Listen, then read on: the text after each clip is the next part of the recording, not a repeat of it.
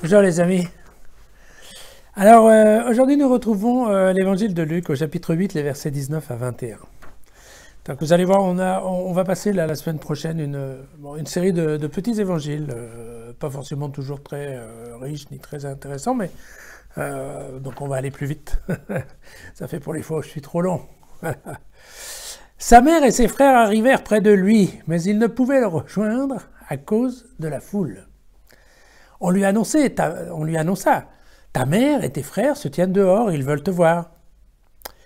Mais il leur répondit, ma mère et mes frères, ce sont ceux qui écoutent la parole de Dieu et qui la mettent en pratique. Voilà, clac. Évidemment, voilà, c'est quelques versets qu'on avait déjà vus parce qu'il y a exactement les mêmes versions chez Marc et chez Matthieu. Donc probablement d'ailleurs, cette histoire est plus ou moins vraie. Ça s'est probablement en effet passé un peu comme ça. Ce n'est pas qu'une anecdote. Eh bien, évidemment, ça nous déconcerte un petit peu parce que on est au XXIe siècle. On aimerait bien voir, je dirais, dans Jésus un petit peu, si ce n'est l'image du gendre parfait, en tout cas celle d'un jeune homme dynamique, bon, juste et bien entendu adorant, adulant sa mère et bien voilà. Et bien malheureusement, voilà, les évangélistes, au cours de leurs évangiles, n'hésitent pas une ou deux fois à nous réveiller un peu.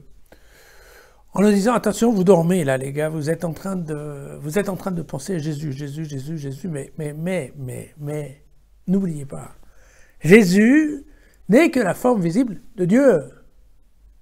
On parle de Dieu. Alors, c'est bien entendu, c'est toute l'ambiguïté de la nature, de la double nature, n'est-ce pas, de Jésus comme homme et Dieu. Mais bien entendu que pour nous les hommes, il est facile de s'identifier à une personne, donc c'est facile de devenir assez copain en fait avec Jésus. Et donc, voilà, une fois de temps en temps, les évangélistes nous disent oui, mais là tu fais erreur parce que certes c'est sympa d'être copain avec Jésus, mais Jésus c'est Dieu. Et tu peux pas être copain comme ça avec Dieu. Parce que Dieu ne fonctionne pas de la même façon que nous. Et de la même façon, eh bien, voilà, ils nous disent, attention, maman, oui, il y a maman, il y a la maman biologique, d'accord, elle est là, mais, voilà. C'est pas le problème de Jésus. Jésus, quand il est sur terre, il est en mission pour le Père, et le Père, c'est Dieu. Et lui, ce qu'il importe, c'est sa mission.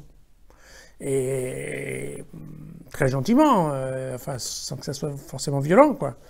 Il nous dit, venez pas m'embêter avec en fait, ma famille biologique, parce que c'est pas le sujet. Aujourd'hui, le sujet, c'est ce que j'enseigne, et le sujet, c'est que les gens l'écoutent et le mettent en pratique, puisque ici, c'est bien clairement, mais qui la mettent en pratique, en parlant de la parole de Dieu. Et donc voilà, une petite mise au point, donc l'ensemble des évangiles nous rapporte. Alors, il va de soi que cette petite mise au point, elle est aussi parallèle à la préoccupation des évangélistes de convaincre leur communauté, vous savez.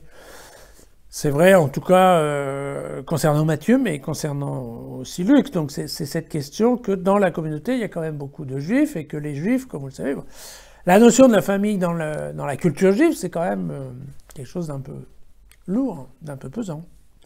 Et donc, il est important de casser ces règles, je dirais, d'obéissance au père, à l'oncle, à l'aïeul, et de casser aussi probablement un petit peu l'image, vous savez, l'image qu'on a encore aujourd'hui de la mère juive, mais qui est bien entendu une mère remplie de tendresse, de délicatesse, mais aussi parfois un peu envahissante, on va dire.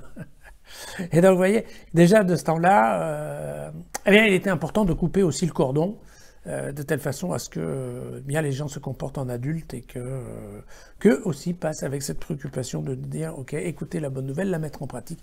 Après, on verra pour ce qui est les agapes familiales. Voilà.